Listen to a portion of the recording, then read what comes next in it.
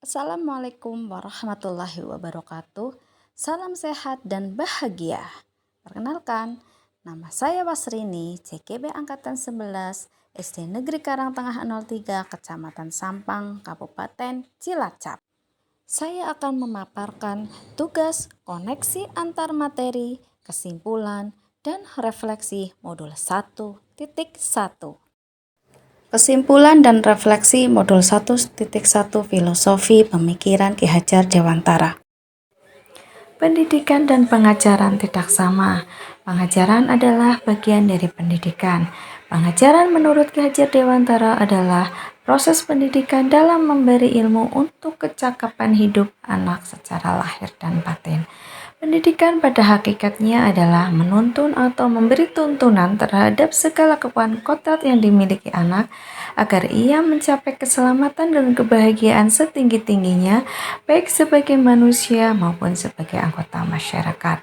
Pendidikan menciptakan ruang bagi murid untuk tumbuh secara utuh agar mampu memuliakan dirinya dan orang lain secara mandiri. Sebelum mempelajari modul 1.1, pembelajaran yang saya lakukan. Apakah yang Anda percaya tentang murid dan pembelajaran di kelas sebelum Anda mempelajari modul 1.1? Sebelum mempelajari modul 1.1, pembelajaran yang saya lakukan hanya sekedar transfer materi pembelajaran. Ketuntasan dalam penyampaian materi lebih penting daripada memahami karakteristik murid, serta hanya melihat dari aspek kognitif saja. Lalu, jika murid sudah mencapai KKM, dianggap pembelajaran sudah berhasil. Murid hanya sebagai objek pembelajaran. Pembelajaran berpusat pada guru atau teacher center. Juga tidak memperdulikan apakah murid sudah benar-benar paham, tetapi hanya meminta murid untuk menghafal materi dan sering merasa gagal atau mengeluh jika banyak murid yang tidak tuntas melakukan evaluasi pembelajaran.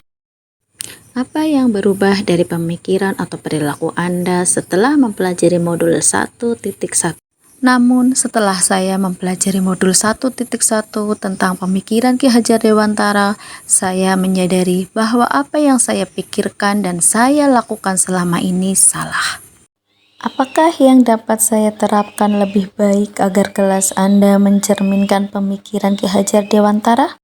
Setelah saya mempelajari modul 1.1, saya menyadari seharusnya saya melakukan proses pembelajaran secara menyeluruh dari semua aspek pembelajaran yang meliputi kognitif, psikomotor, afektif, spiritual, sosial, dan budaya.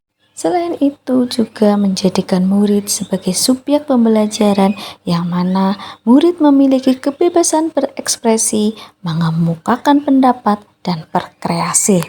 Guru sebagai fasilitator hanyalah menuntun murid sesuai kodrat alam dan kodrat zaman agar murid mampu tumbuh dan berkembang sesuai dengan bakat dan minatnya.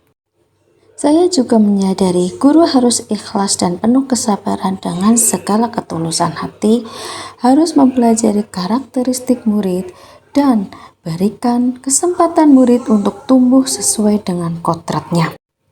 Yang dapat segera saya terapkan dalam pembelajaran di kelas antara lain dengan memerdekakan anak, yaitu dengan cara merancang pembelajaran yang interaktif dan menyenangkan dengan melibatkan murid sesuai metode student center. Menerapkan pembelajaran abad 21 yaitu berpikir kritis, kreatif, komunikatif, dan kolaboratif. Pembelajaran tidak lagi menuntut murid, tetapi menuntun murid sesuai kodrat manusia.